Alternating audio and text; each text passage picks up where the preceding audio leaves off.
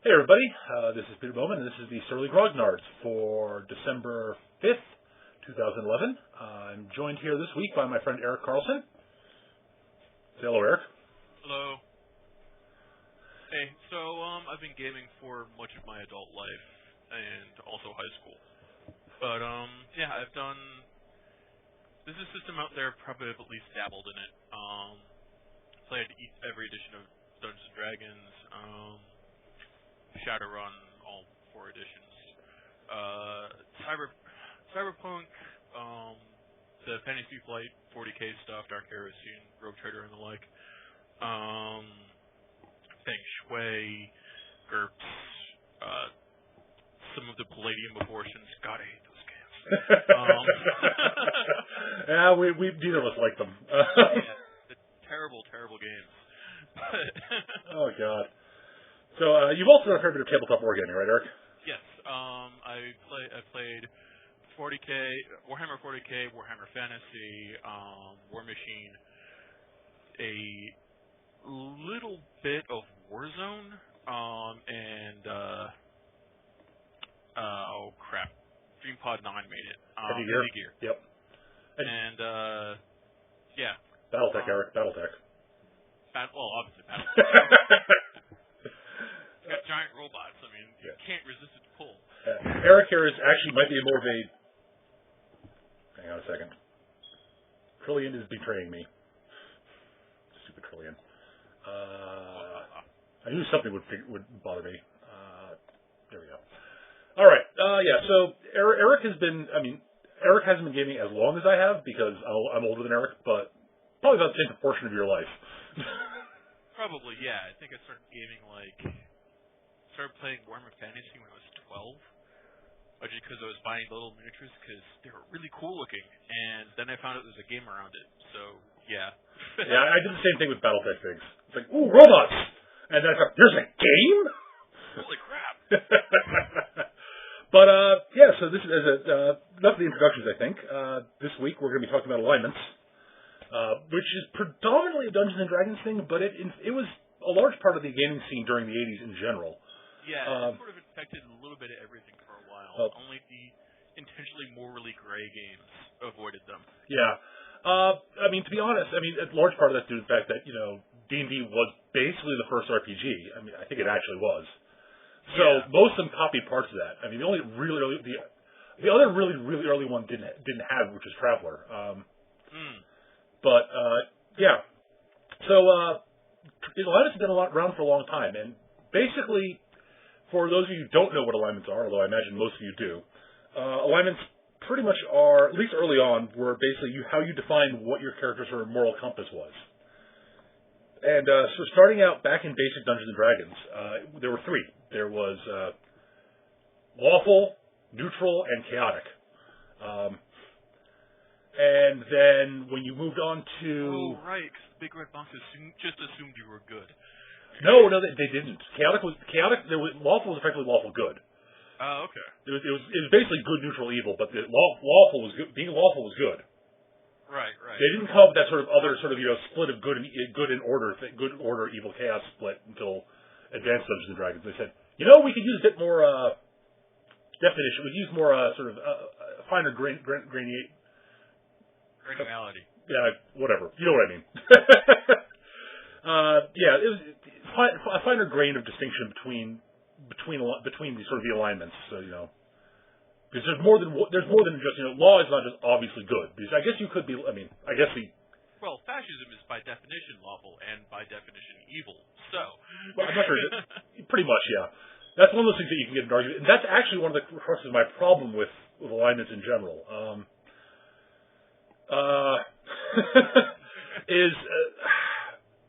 The big thing is that for a long time, especially in Dungeons and Dragons, alignments actually had mechanical implications. You're looking at the primary classic example is of course the Paladin. Right, and the spells like protection from evil, and good, and the like. Detect evil, detect good. Right, and so on. But the Paladin was especially sort of thorny knot because the Paladin had to be lawful good. And had to follow that, had to be lawful good and couldn't associate with evil characters and so on and so forth. long list of things you're not allowed to do and ways you shouldn't violate your argument, otherwise you lose all your powers. This is... Suddenly you're a fighter without specialization. Yeah, you're... Specialization. Yeah, right, exactly. Now, early on I can see why they didn't see this as being potentially a problem. The problem is that when you get into groups where you and your DM have somewhat different definitions of what good and evil are, what a good or not good act are, and what a lawful or not lawful act might be. Because it's a discussion of morality at that point, and different people do have slightly different views on morality. This is very true. I mean, I can't count the amount of arguments I've gotten to people about, like, whether or not this counted as a good act or a lawful act or chaotic act, or whether or not I was being appropriately douchebaggish for my evil character, that kind of thing. Right. Yeah, exactly. As Lyshan in the chat there says, the eternal prisoner debate. So if you take in a prisoner, how do you want to get information out of him, or how are you going to kill him, or are you going to keep him alive, you can drag him with you, etc. And of course, this evolved into eventually, this evolved into sort of the classic sort of, There was an argument about what to do with the prisoner. I mean, you tortured him for information, and then you ate him. Oh, wait, sorry, wrong game. And Eric, everybody.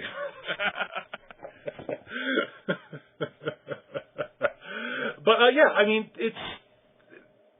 there's a significant portion of arguments would come up. I mean, that's one thing that I learned. It took me a while to learn it, but one of the things I've long preached, if people who follow me on Lordcast chat and my occasional forays onto his stream, when I talk about DMing, one of my big mantras is that you have to communicate with your players. And that grew out of dealing with arguments about morality and alignments. I can see that. And it's a game about communication. Well, there's that too. But yeah, I mean, talking about things before the game starts is really important. Yeah. Well, if for no other reason to have a context for the world you're playing in. Right, exactly. And for if you're not on the same page about what your alignments are, it's hard to play them meaningfully, I guess. Oh, we're joined by our friend Peter Shaw also. Hello, Peter. Hello, Peter. That's Clark 1 there. And he's right. As Peter Shaw as Clark 1 in the chat says, 2 nerds is enough for conflict, and boy, oh boy, he's right.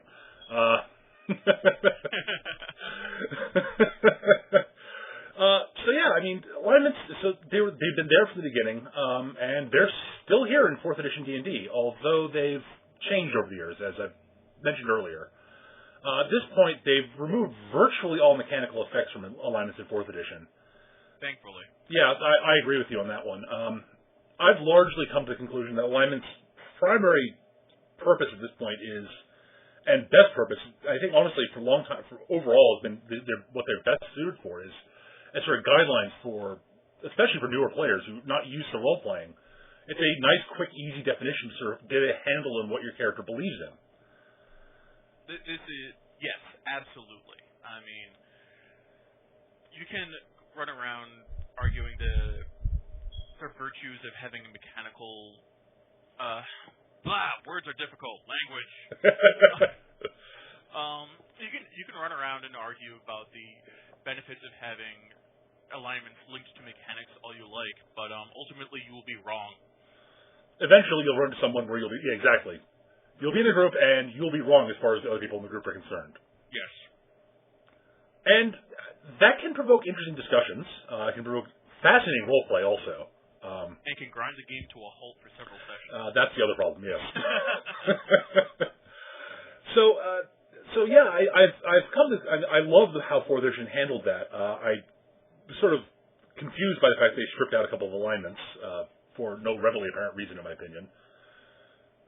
Yeah, I found that a little odd too. Which is why, as you know, Eric, in the game I ran with you guys, I basically said, yeah, all the alignments still exist. They're there. You want to be neutral, chaotic good? Go for it. Not that they ever came up.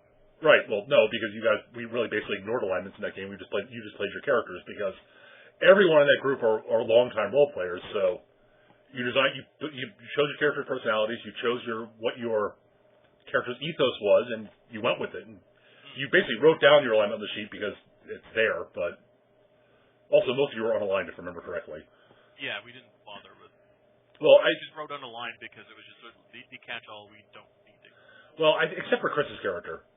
Yes, and who was actually good. Discussion. Yes, there are a few interesting in-character discussions between his and my character. Yeah, well, both him and Will's character was also good.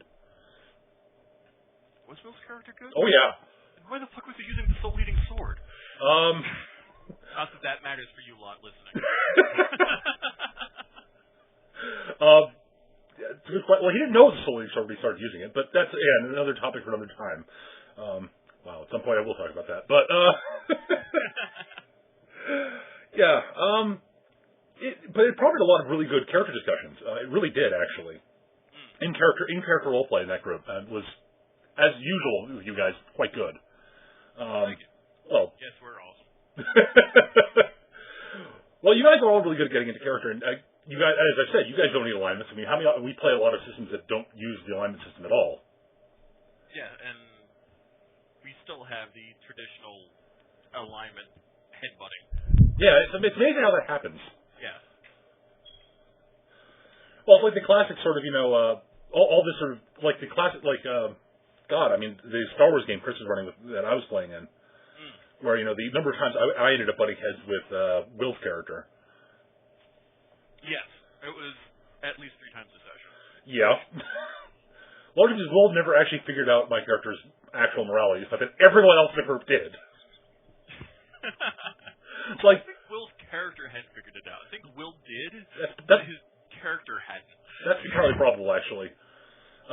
Yeah, long story short, my character was sort of the sort of a classic sort of Han Solo-y character in many ways, but he largely played up the fact that he was a crook.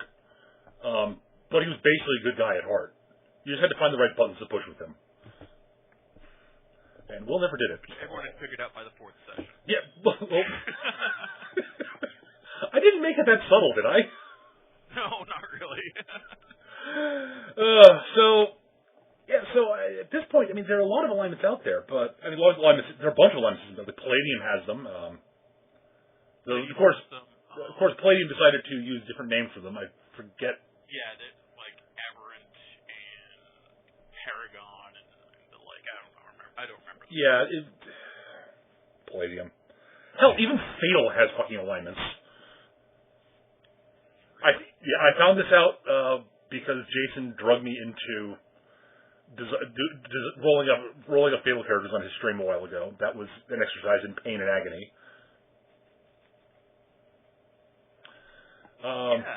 That was the other system where you can die during character creation. The system isn't good. No, there's nothing good about Fatal. But at any rate, I don't want to talk about Fatal because it sucks. The subject at hand. Yes, alignments, and so for new players, it seems like it really does. As I said, for new players, it's a really handy tool. Although, in my experience, I've introduced new players with other systems and didn't have alignments, and they got caught on pretty quickly. Like Feng Shui is my personal opinion, one of the best systems for new players out there. It's also one of the few systems out there that encourages you to be batshit insane with your actions. Well, it's an action movie RPG. What do you expect?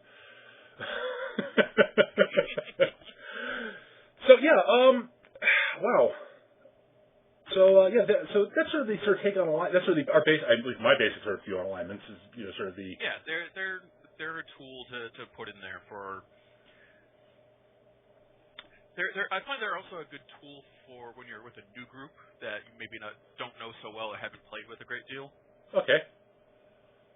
Just sort of to give people a feel as to how you're going to play the character. Okay, so like a quick snapshot. Yeah. Okay. Exactly. It's a rough thumbnail of your character. Sure. So have you played recently? Have you played any games with alignment systems where they actually had sort of mechanical impact? Not recently. There was the Iron Kingdoms 3.5 game from a couple years ago, where I actually was playing a lawful good paladin. That was. We're doing the Witchfire trilogy, which, for those that don't know, is scientifically designed to make lawful good paladins' heads explode. Oh dear. Yeah, so my character ended up with a drinking problem by the end of that. Yeah, from what I've heard you guys talking about it, it sounded, especially with the rest of the group too. I mean, The group was a little too large, and not everyone got along as well as they could. right. So, like, just personally, not as characters. So there was interesting conflicts both on and off the table. Oh dear. But it was also a really fun game. So, did I know you played the Farscape game at one point. Does that have an alignment system in it? No, it has no alignment system. Although we did have a character in there who was the definition of chaotic evil. My friend Matt was playing was playing a sociopath. He actually did research into how to play a sociopath appropriately. And oh dear. Yes, we did in fact end up killing him in the end. Well, that group was pretty scummy, if I remember hearing what you guys talking about. Oh yeah, we were scummy. There was no one even remotely good in that. That could be using the alignment system that we're talking about. No one in that game could be even remotely considered good. But Matt's character was the most evil of us. So most evil. Yeah. Evil with a capital EVIL. Evil. Awesome. All right, so I guess the next thing we could sort of talk about briefly, I guess, was yes, trademark. Yes, Dan. Thank you. Evil trademark, indeed. I guess we can branch into now. I guess you were telling me earlier that you actually have played in an evil themed campaign, correct? Oh yeah. We were experimenting back in high school, and we actually decided to play Dungeons & Dragons in the Warhammer Fantasy world. It was an active Warhammer Fantasy role-play game out at the time. Of course. Which I did eventually play at some point down the road. But we also decided just to be evil. So there was a Beastman, a Escaped Assassin, a Chaos Champion, a Dark Elf. Someone decided to play an evil paladin. I think he was one of the Chaos Champions. There were a couple. But he was the first one to die. I'm shocked. Yeah. The interesting thing was, after he was killed, everyone realized that yes, we were playing for actual stakes here, and there was a lot of no one making a move against the other character for fear of exposing themselves to the other characters involved. So we actually worked together better than most good aligned groups that I had played in up to that point. Wow, that's different. Yeah, the thing. Everyone has seen sort of if you've ever done role playing in a public environment, like I've done a fair bit of it, you eventually will see the group, or might get roped into the group playing the classic, what a lot of people think of as the classic evil game, which is usually a bunch of people who, usually fairly immature players who they want to run around and burn churches and basically being evil for evil's sake, Yeah. And it's interesting seeing it from the outside, especially someone who doesn't really get it. That's me here. That's one of the things I have trouble with as a DM actually is playing the villains appropriately evilly. Well, I've got tons of experience. You should recruit me to do that at some point. Well, you've been in my games, Eric. Yes. And your villains are evil, but they're not like.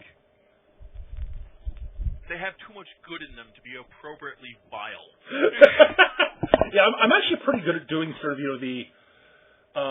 We sympathize with the villains, or at least I do. And that's a very good thing. But the problem is when I can see their point of view and almost be swayed to it as me and not as the character. Well, I'm actually pretty good at doing sort of the classic sort of evil with a higher purpose, I guess you could say, yes. Sort of a la Dr. Doom almost. Yes, evil for the sake of good, which is a very cool and interesting villain. But I've seen you try to do the crazy psychopath before. And I'm not good at it. You're not good at it. I've played the evil psychopath in an otherwise good game, and let me tell you, the secret to that is making sure someone has your reins. I actually set it up with the GM ahead of time. I was playing in a Supers game, I think it was Godlike, where I decided to experiment with a truly batshit insane bad guy. I was basically playing a Lovecraftian Shoggoth with a human personality, and we arranged it so that the team leader, in quotation marks, had a control phrase that turned me off, as in made me catatonic. And that was a great way to keep my character from going completely off the rails. That I would have. So yeah, as I said, that's one of my weaknesses as a DM is that I'm not good at playing evil for evil's sake. I can do it I can fake it, but I'm much better at doing the classic I'm evil. I do evil things because I've got a long-term goal which is not inherently evil. Right. Or that's great. That makes for an interesting and engaging villain. But every once in a while, I see you try to do the blarg crazy evil, like say Carnage or I don't know. And I'm not convincing. Yeah. Yeah. So I've never played an all evil game. I've never seen the appeal personally. I've played a couple of characters who were actually basically evil, or actually definitively evil. The aborted Shadowrun game you were running, if we defined alignments, my character would have been definitively evil. Probably lawful evil, actually. Actually, no, neutral evil. You would have been neutral evil. Yeah. My definition of it is that you had a code that was flexible, and it didn't. No one else's rules or mores really applied. No, I mean the character in question was the long story short, the character in question was a former profiler for hunting down serial killers, who himself was a sociopath, and basically, if he hadn't fallen into this, would have been probably become a serial killer, and had done and had killed a bunch of other serial killers in quote self-defense end quote, and eventually, after a sufficient number of legit kills, eventually they said, yeah, we can't keep covering for you, and basically he left. And that's how I ended up becoming a Shadowrunner. To answer, my friend Peter Shaw asks, where do I rate the Clarkstar campaign? Wow. That was a sci-fi campaign I ran with a bunch of guys. Eric, you know some of them. Peter Shaw, or Joey, and a few of our other friends whom I knew from high school. It was a sci-fi campaign using GURPS. And honestly, the weird thing about that game is most of the characters were basically at best lawful evil. Peter Shaw's character, Sylvan Cress, was definitively lawful evil. He was motivated. He basically didn't break laws and such like that, but he was motivated by personal greed and sort of searching for power. Almost all the characters were at heart not good people, but they ended up largely fighting the good fight, which was a really interesting campaign. We had Sylvan, who was as I said, a coward, massively greedy, amoral, completely out for himself. This is sort of my take on him. Joey's character was probably closer to neutral than evil. Our friend Matt's character was different Matt than you were talking about, Eric. Was an assassin, so yeah. My brother was playing that game. His character was about as neutral as you can get. He basically all he was interested in was he was an engineer, and he was basically interested in science and technology and stuff like that, and that was basically it. At best, people in that game were neutral, and for the most part, again, if you were looking at alignments in that game, it was basically a mixture of evil and neutral characters. And the overall ethos of the game was evil. That said, as I said, they ended up fighting a good fight and were basically working to save the galaxy. Or so they keep their stuff. That's where it started from, and it turned out that doing this ended up getting them stuff. I mean, they ended up one of them ended up a duke of a small moon that had been terraformed. Of course, they made massively powerful enemies as they were going along. Well, that's going to happen in any campaign. Yes, but at least if you're doing it right. But I've also one of the other games I ran with that group, actually, interestingly enough, was sort of the exact opposite of Evil Campaign. We sort of ended up dubbing it the Sickly Sweet game, where I think the shifty, dark, bad person in the group was, our friend Matt Woods' character, who was the chaotic good dwarven thief. He was the dark, shifty one. Wow. Yeah. That was an interesting game. It was a second edition Dungeons and Dragons game, and it was interesting. It was very easy to motivate the players to do stuff. There's evil bad guys over here. We should go deal with the evil and do things to save the world. We shall do good for good's sake. Well, it didn't help. Which I find just as difficult to believe as evil for evil's sake. Yeah, it is, but it is actually equally hard to wrap your brain around if you're looking at it from a realistic standpoint. But there's so much fiction out there which covers that side of things that it's an accepted trope. Okay, I can see that. So, I've never had any success role-playing good for good's sake. Yeah. I've had moderate success evil for evil's sake, but yeah. But yeah, as I said, the characters, like evil characters doing good, I've always found fascinating. One of my favorite fictional characters is the character Corwin from the Chronicles of Amber by Roger Zelazny, who is an absolute prick. And he says himself he's evil. Yeah. He doesn't fight fair ever. He doesn't hesitate to kill people if he thinks it will move things forward. In a way that will benefit both either him or what he wants to save. He ends up describing himself as sort of the evil that fights other evil, which is an interesting concept. And I've always loved the concept of the redeemed villain. It's one of my favorite character concepts. I don't play it very often. I do a fairly good job of playing it when I do. And I've had a whole ton of NPCs who are that in various games I've run. I know you've run into a few of them.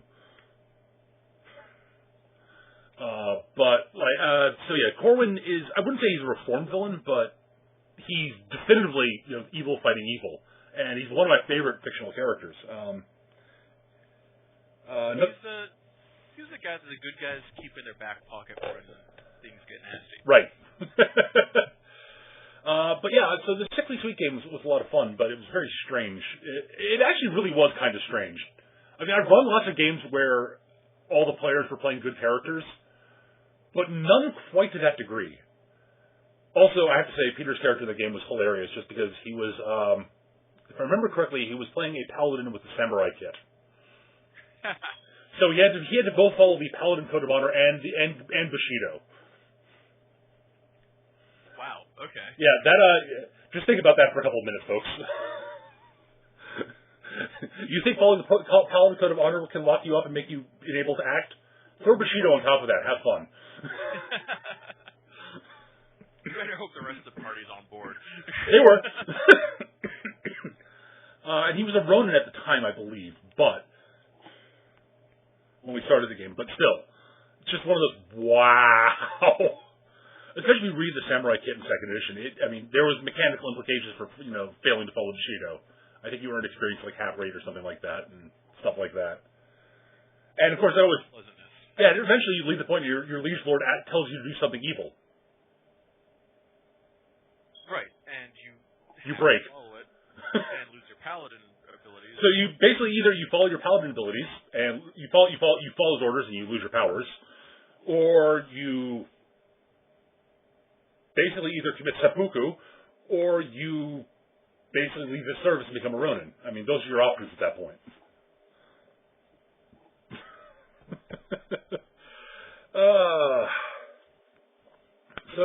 That's... Yeah, and if you go Ronin, then you're not following Bushido because you have failed your lord. Right. But that has other drawbacks, of course. Right. That was an interesting campaign. Have you ever seen any of the sort of classic? Back to the all evil game.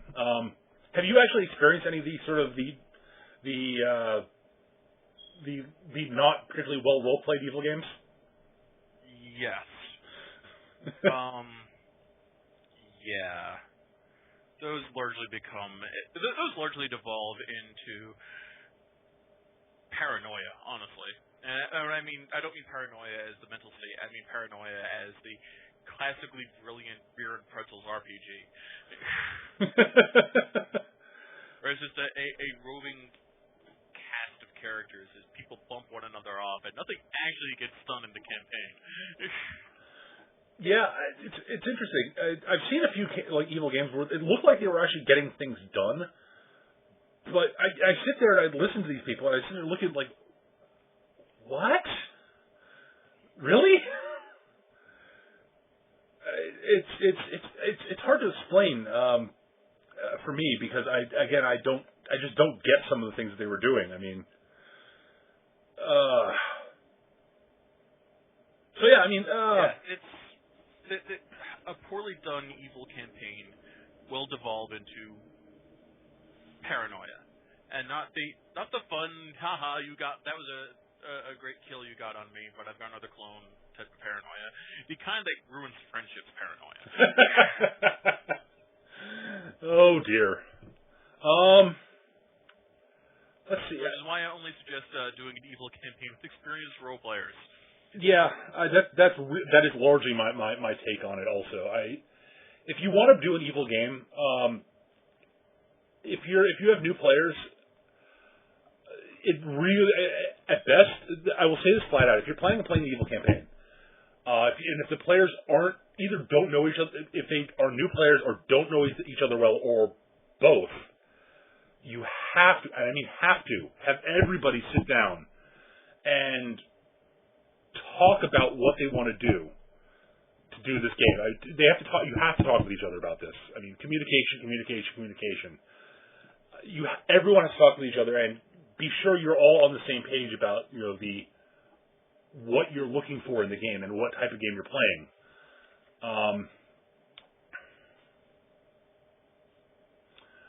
Occasionally you end up with great moments in evil campaigns where one character is left alone with the other character for an extended period of time. They come back to find one character has killed the other and is doing something strange. They're like, what? We left you two alone for 15 minutes. You left us alone for hours. Occasionally you get what kind of magic cloak is it? It's a cloak of rapier summoning backstab. Oh dear. So what else do you have anything else? I mean, that any other sort of thoughts on alignments, Eric? Basically, I think we're on the same page about how alignments have evolved. They're for an experienced role player, they're a great snapshot for when you're with a new group who you either don't know or have never played with before.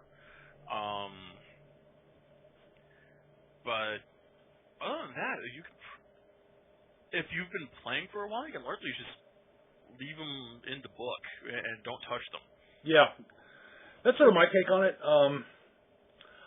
Here's an interesting thing. What do you think about games these days, like I guess Pathfinder, which I think still uses the alignment system in the various spells like Detect Good and Detect Evil? I mean, what's your take on spells like that these days?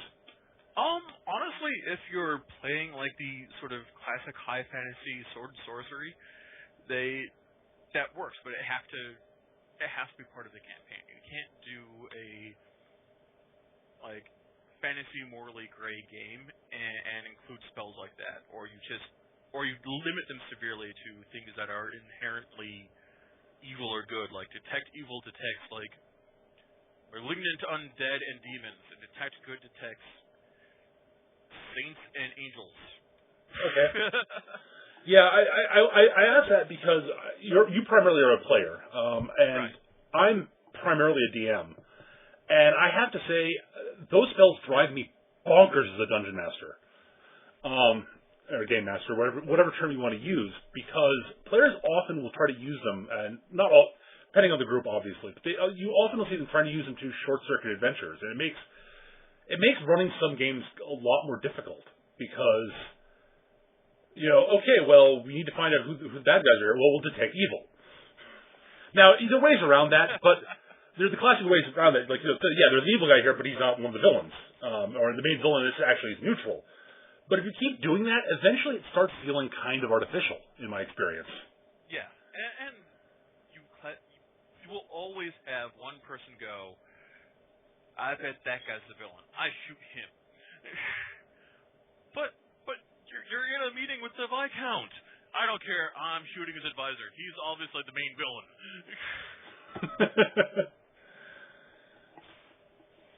So it's one of those things that drives me nuts as a DM. That is specifically. I don't run into it very often. Yeah, it's another one of those things where, yeah, I mean, experienced players will be playing for the sake of the game and won't be trying to short-circuit, or at least players I want to play with will be playing for the sake of the game, won't be trying to short-circuit the adventure for the sake of short-circuiting the adventure. There are people out there, and I typically don't play with them. Yeah, I think part of that also boils down. This is something I touched on briefly with Jesse last time, but there is something that's developed over the years is a couple theories on sort of the types of gamers out there for role-playing games, which is broken down into gamist, simulationist, and narrative gamers. Right. And gamist players tend to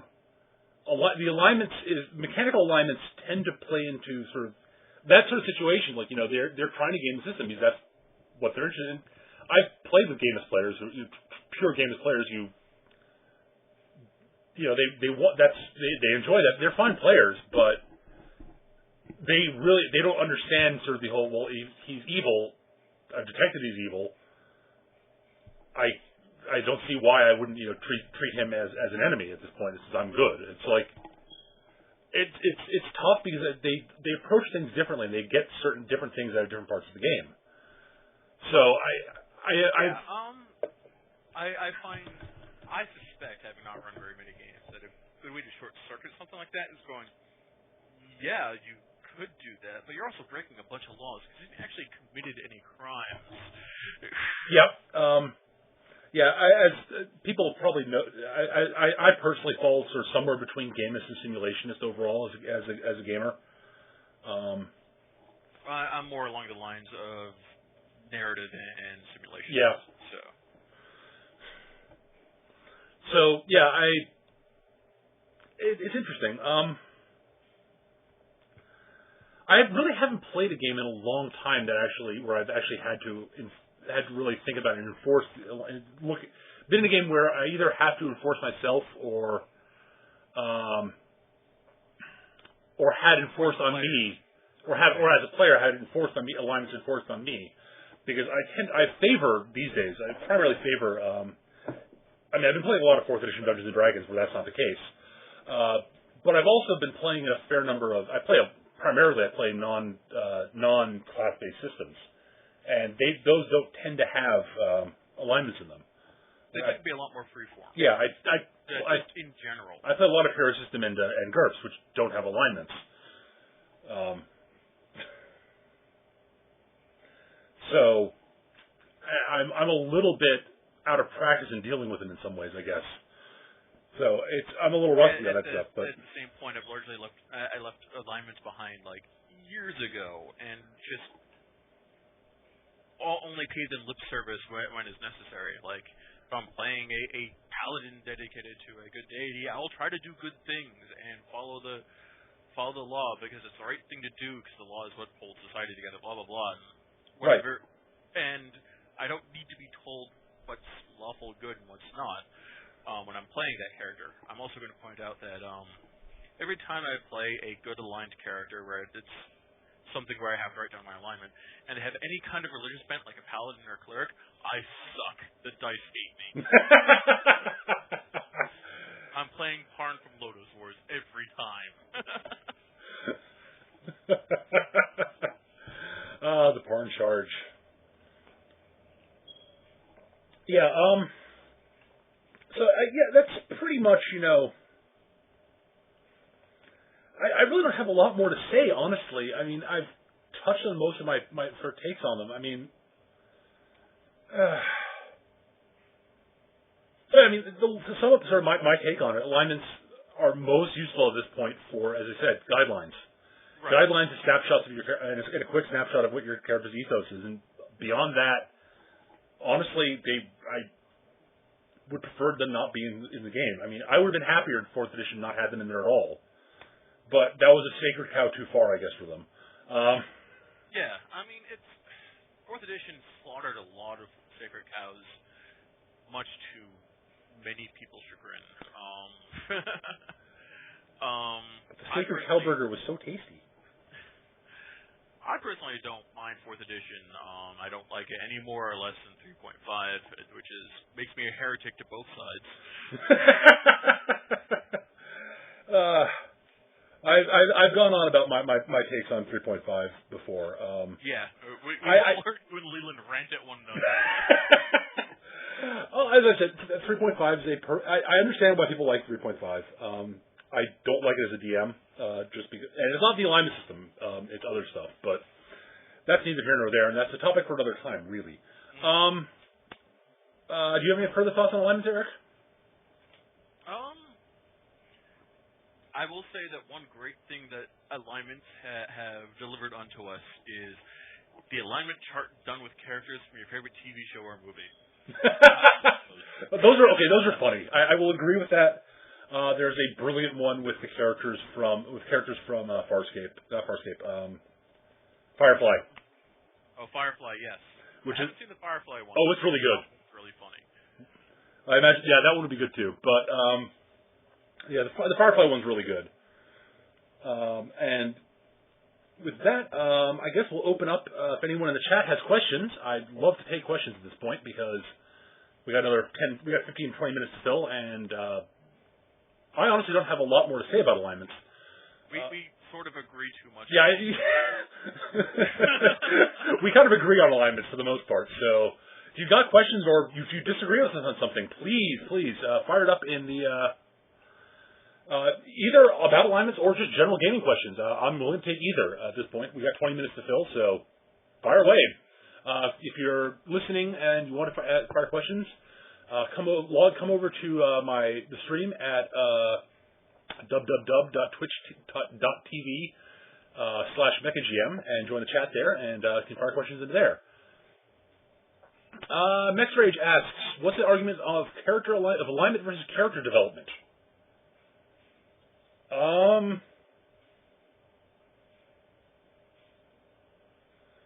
Because good storytelling involves because a good storytelling involves character development, and some systems penalize those kinds of things. Huh. See, this is why we should just throw it out. Sorry, Eric, you go. The problem isn't, particularly with older systems like first and second edition AD&D, you can't really throw out the alignment. But and do in fact penalize you. I think there was like an XP penalty for switching your alignment, except from outside means. And I hated that shit. I've never personally run into. I guess my take on it is in any game I've run where characters change alignment due to personal character change, the development of the character over time, I basically looked at the XP penalties for switching alignment and said, but this is dumb for this situation. The character is changing, and ignored it. So I've never. I understand. I know second edition AD&D. It's mechanically there, but I just ignored it because I thought it was kind of dumb. I think it was in 3, though not necessarily 3.5. Also, might have been. I don't remember. Again, I've never. I'm certain Palladium has something like this.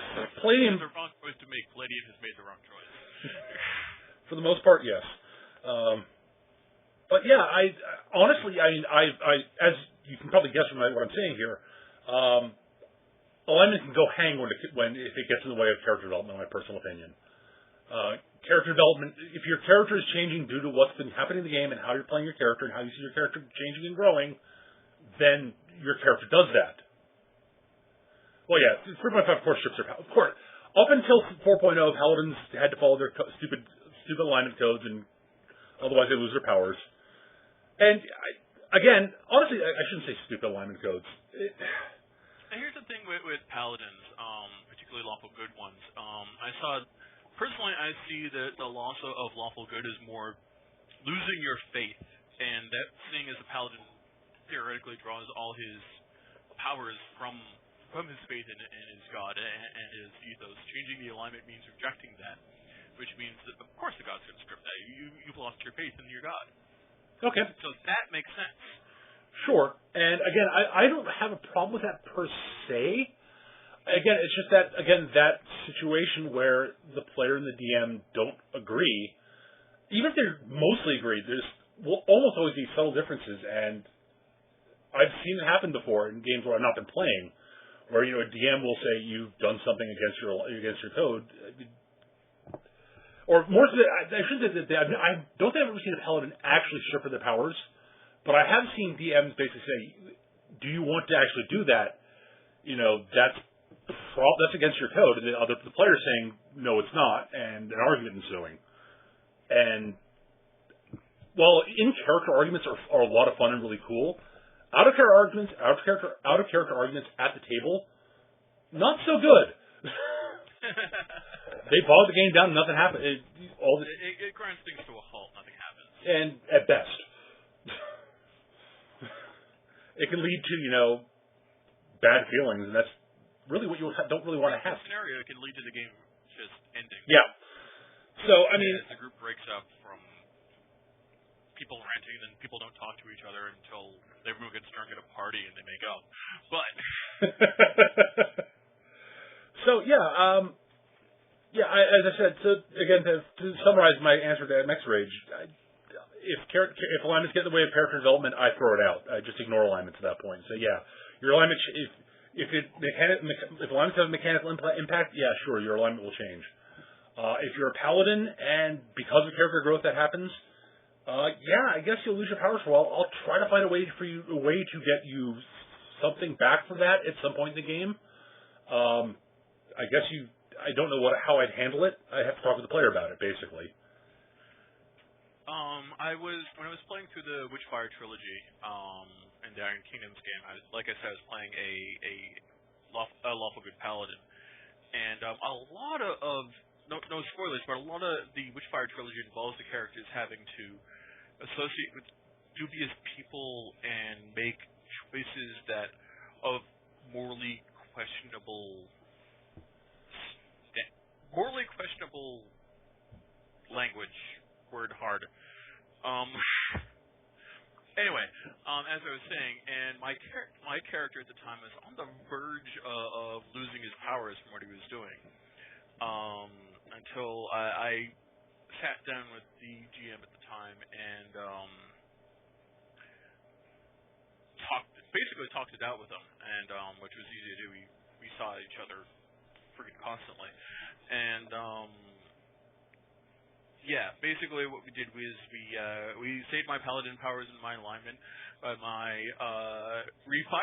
character refiring his faith by using evil to defeat evil, so to speak. Okay, so you're using the evil people to defeat other evil. Got it. Right. Yeah. And Baton Z sort of mentioned sort of the way to handle the paladin falling out of faith with his current god, make him worship a new god or something. That I actually have a problem with. I wouldn't make them worship a new god because that's a character choice. And that's in the player's hands, not mine. Now, if they decided that they would worship a new god, that would be an easy fix then. And I'd be perfectly fine with them, basically having paladin powers, if they were worshiping a new god who fits their ethos better. Like, if he was no longer lawful good and becomes like chaotic good, I'd find a chaotic good god. If he decided to start worshiping a chaotic good god, I'd give him all paladin powers, no big deal. Sure. I've seen no reason why there can't be a chaotic good holy warrior who has smite evil and detect evil and stuff like that. I mean, honestly, it makes a lot of sense again, I do not understand why there are no chaotic good paladins before 4th edition. That just the funny thing is, I'm actually going to disagree with you with that as a player. Okay. Because the concept of the paladin is, at least to me, is someone who's dedicated themselves wholly to their god and this higher purpose, which is going, what, this god sucks. I'm switching to another god. Represents a massive shift in almost a betrayal of this, and they'd have to work hard to show this new god they aren't just going to switch again. Oh, well, I wasn't talking about just on the fly switching gods. I'm saying if over the this would be a campaign unto itself, is what I'm saying. I'm not sure. I wouldn't necessarily say it'd be a campaign unto itself, but it'd be a character arc into itself. No, absolutely. Peter Shaw mentions that in the chat. Technically, 3.x eventually added the Holy Liberator for Chaotic Good. That was a prestige class for that you basically effectively became a Chaotic Good paladin. But he's right; it was definitively a kludge.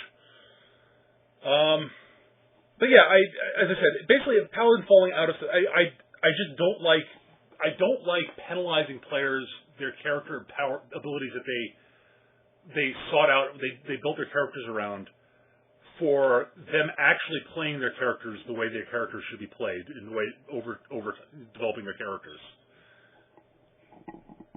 Yeah, as far as I'm concerned, and I don't GM often, but if you paid points for it, if it's intrinsic to the character class you chose, then that's sacred. You don't fuck with that.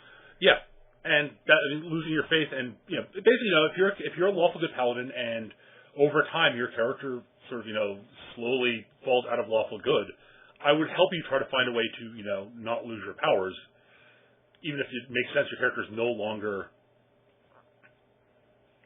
a classic paladin. I don't know. It's something that I would have to work that with the player, obviously. It's one of those things that I would talk with the player about and work it out. I wouldn't want to have it just be a cheap, I'm switching gods thing, because that's dumb. To put it mildly, yes. Let's see. Lyshan asked earlier, how would I define true neutral? And how would I play it? Oh, God. Okay. This is fun, because every time I take one of those online alignment tests, I always come up true neutral. Yeah. It basically define true neutral as not giving a fuck. Yeah, kinda. True neutral's. Well, the problem is that there's always the classic dungeon, the classic first edition D&D definition of it. But if you read that, and you think about it at all, it's god awful idiotic. Yeah. You're like, okay, well, I can't have flies in the middle of a fight because now the other side is losing. It's like you're trying to achieve a balance between good, evil, law, and chaos. I mean, that's a perfectly fine character concept, but it's actually very zen when you sit down and think about it. Sure, and that's fine, and it's a good character concept. But my thing is, I don't like pigeonhole definitions of any of the alignments, especially the classic definition of virtually all the bad definition of chaotic neutral, which Jesse talked about, in the last podcast with his chaotic neutral character, his DM basically. Oh, hi, I'm crazy. Look at me be zany. Woo! Yeah, and it's like no. Playing a Malkavian vampire, a badly played Malkavian. Yeah, exactly. Badly played Malkavian. I'm not a huge vampire fan, but gosh, I've seen good vampire games and really bad ones. Yeah, been in both. But yeah, true neutral, as far as I'm concerned, is someone who doesn't really sweat the details on good or evil, law, and chaos. They basically sort of, Zen is actually a really good way of defining it. Actually, honestly, they just sort of go through life as they just don't worry about that stuff. They don't worry about that higher purposes or if it's best for me. They just do what seems like the right thing to do, and don't sweat the don't sweat the small stuff, basically. Yeah. Or more importantly for true neutral, don't sweat the big stuff.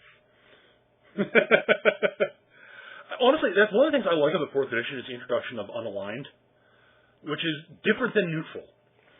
Yes. Which unaligned really is the I just don't care. It's not something I think about. Good, evil, law, chaos. I just want to live my life and do what I need to do.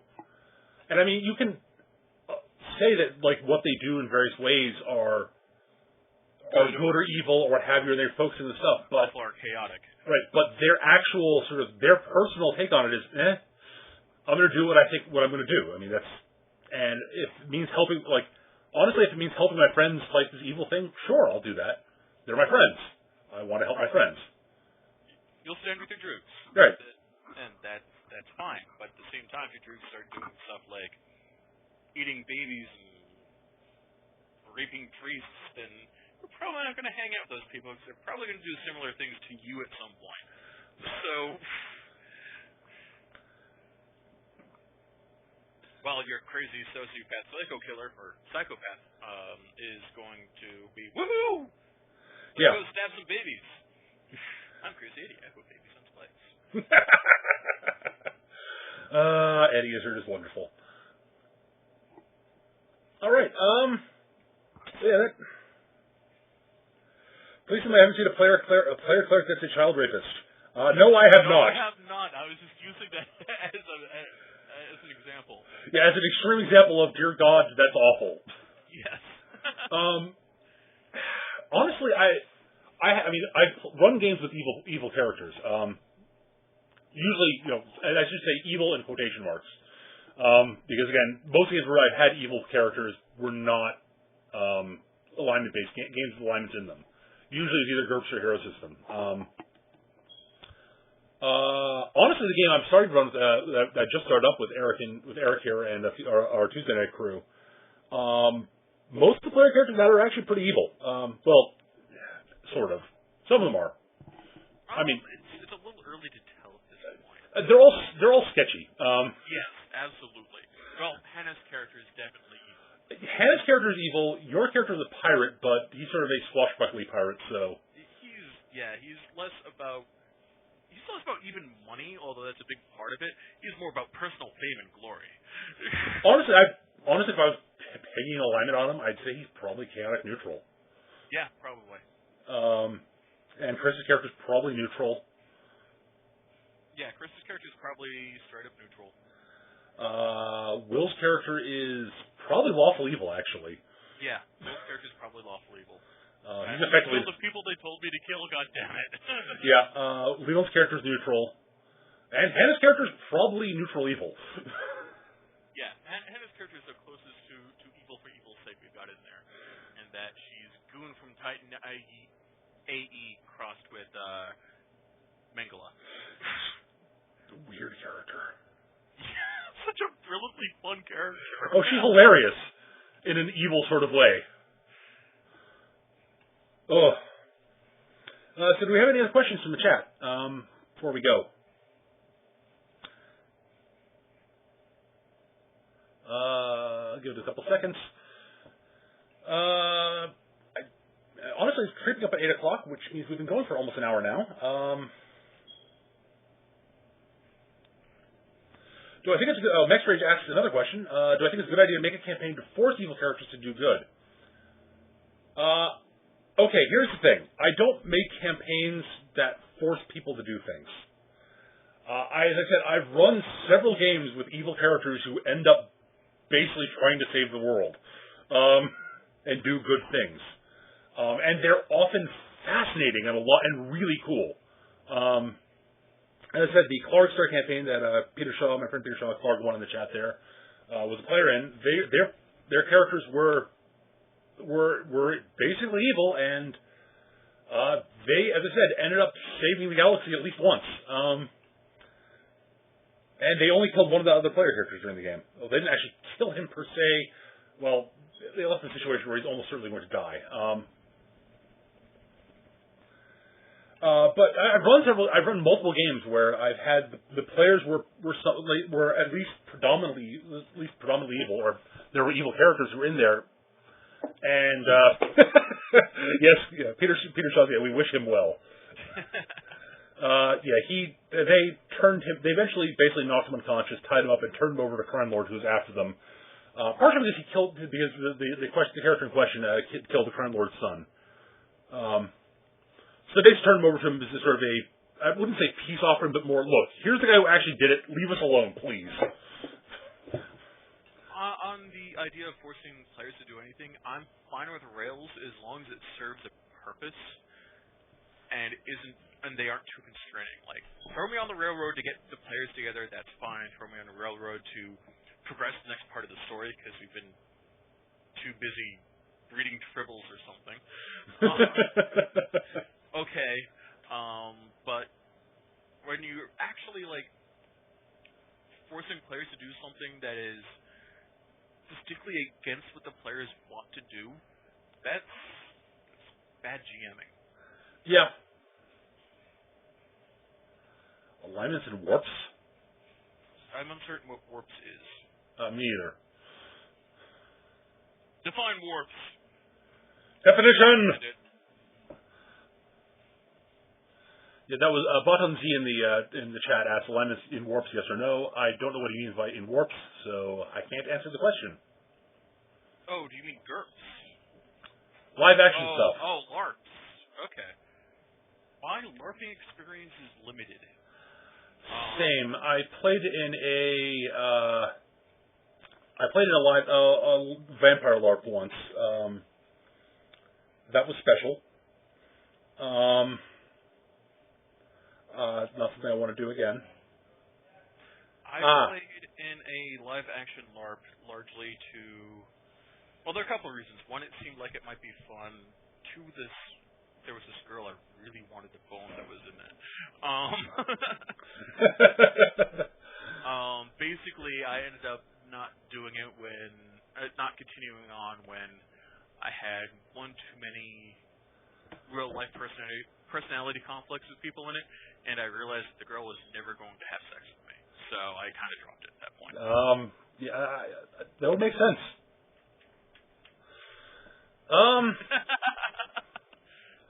Yeah. That was an excuse for several people in the vampire LARP I was in, honestly. Say, ooh, person who I'm attracted to is in this game. And I want to try to hook up with them. I will be in this game. And I'm serious, as someone who's actually taking someone seriously going, oh my god, I hate all of you. And then half the act... I will also say it was back in high school. So. Yeah, mine was in college, and it was sort of still going sort of okay until until more of the people who were in the acting club started joining. And they were actors, not silly little role players. And I hated every single one of them. Oh, but actors can be so great to roleplay with, especially when you get to fuck with them. Yeah. Yeah. God, they were annoying. The really funny thing is, I was friends with some of them before that, and I ended up disliking them as people afterwards. I mean, I didn't know them. They weren't like good friends. But like people, I guess acquaintances really. They're people I sort of thought was friendly with, and then I got to know them a bit more during that, and their intense disdain for the lesser actors who were just role players eventually drove me up a brick wall. Also, the fact that most of us could actually do improvisational acting, improv act around the circles around them was hilarious. They really there were some who were just completely lost when they had to improv. They're like, what? I have an old dear friend who occasionally suffers from the actor, but he is also just one of a joy to roleplay with. Cool. So I don't get to play with him very often because our schedules don't mesh well. Yeah, it's unfortunate. Yeah. So I guess that kind of wraps things up, really. I mean, I don't really have any other thoughts on this. Do you? As far as alignments go, no. I can add on about games indefinitely, though. Yeah, I think that's it for the podcast. I don't want the podcast to go too long. So, but you're welcome to stay on I'll keep the stream up afterwards. We can keep chatting if you like. But that's it for Sterling Grognards for this week. Sorry I missed last week. My headphones died, so I couldn't actually record. Not my headphones, my headset, which is my old mic. So. Do not know what next week's subject will be. I'll come up with something, and we'll let people know. I tell you, man, dinosaurs into any campaign. You can do it. Eric and his dinosaurs, and his giant robots. You can combine the two together, and you'll have giant robot dinosaurs. That's a Godzilla movie. Or the Transformers. At any rate, if you're... At any rate, you can find me on Twitter. At MechaGM, that's my Twitter handle, or you can find me on Facebook. My handle there is also MechaGM. No, actually, it's Peter Bowman there, I think. Hang on a second. I'm an idiot. I don't believe in Facebook. It's a legend. Yeah. My Facebook. It's believed by fools. So yes, my Facebook. I'm Peter Bowman on Facebook. I'm also on Google Plus. Same thing. You can find me on Twitter at MechaGM, or you can go to my blog, which is blogspot.com/MechaGM. I think. Let me double check that before I lie about that. It's mechagm.blogspot.com. I don't have a lot there yet. I was going to write a blog post this weekend about something, but I got lazy. I'm going to try to post something at least once a week there, but I'm still got to force myself to get in the hang of doing it. So, at any rate, you can find me there if you want to have questions for our next podcast. My next podcast, please post them there. I will. I don't have any there posted right now, but if you post questions in my blog or to my Twitter, I will try to answer them next week. Eric, is there anywhere people can look for you on the net if they want to? The internet is a strange and scary place. It serves me games and porn. Also, I have a webcomic called Boston Arcanum that you should look at. What's the URL for that, Eric? BostonArcanum.com? I don't actually know. Give me a moment to look it up. I should have thought of that before we actually started this recording. And it just occurred to me that I could plug myself. That was part of the reason I threw that out there, Eric.